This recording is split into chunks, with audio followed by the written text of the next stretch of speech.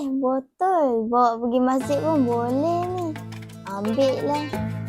La la la la la la la la la la. Jom ayah, kita pergi kat masjid jap. Selamat datang ke Masjid An-Nasriyah. Bukan sekadar rumah ibadah.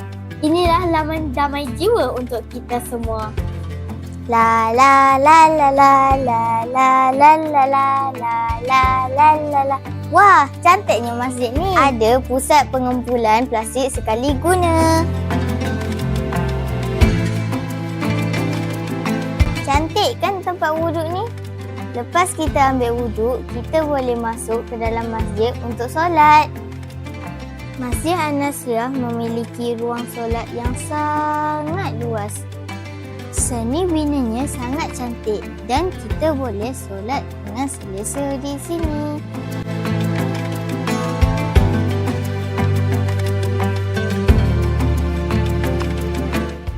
Bilik kuliah muslimat juga disediakan untuk disewa. Tak cukup dengan itu, lihatlah kebun hidroponik yang menghincau indah. Hasilnya segar menyegarkan hati dan mata.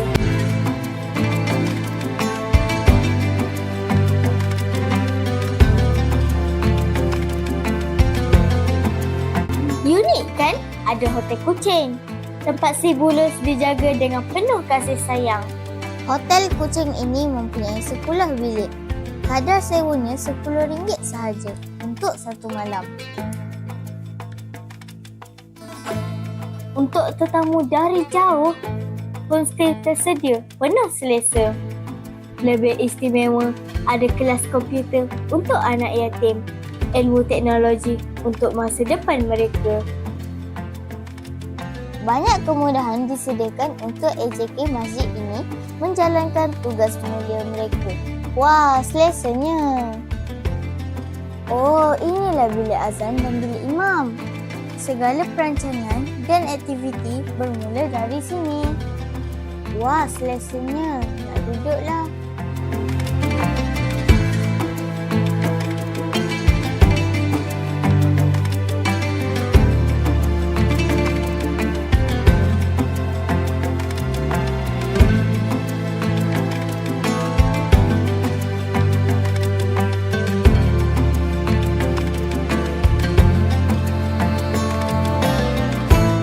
Wah, tempat apa ni?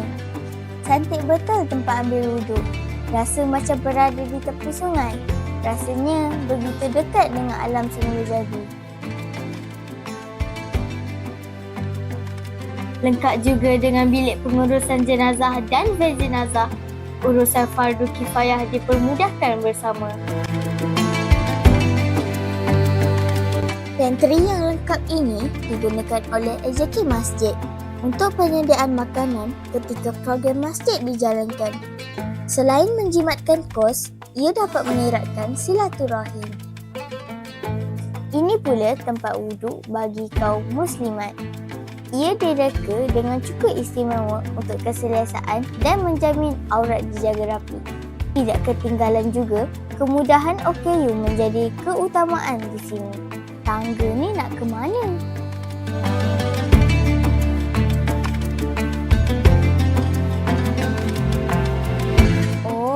Tingkat atas. Masjid An-Nasriyah ada 2 tingkat. Ruang solat muslimat di tingkat 1 sungguh indah dan selesa. Banyak program santai ilmu dan program dakwah dijalankan di masjid ini. Sepanjang program ini, hadirin akan disajikan dengan slot ceramah santai ilmu, demonstrasi daripada pempamer serta pelbagai aktiviti jualan dengan harga berpatutan.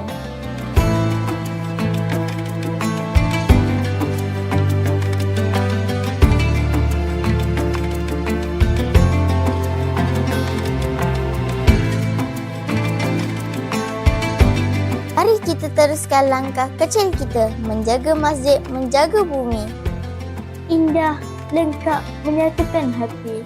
Dari mimbar ke hati. Inilah Masjid An-Nasriyah, laman damai jiwa untuk kita semua.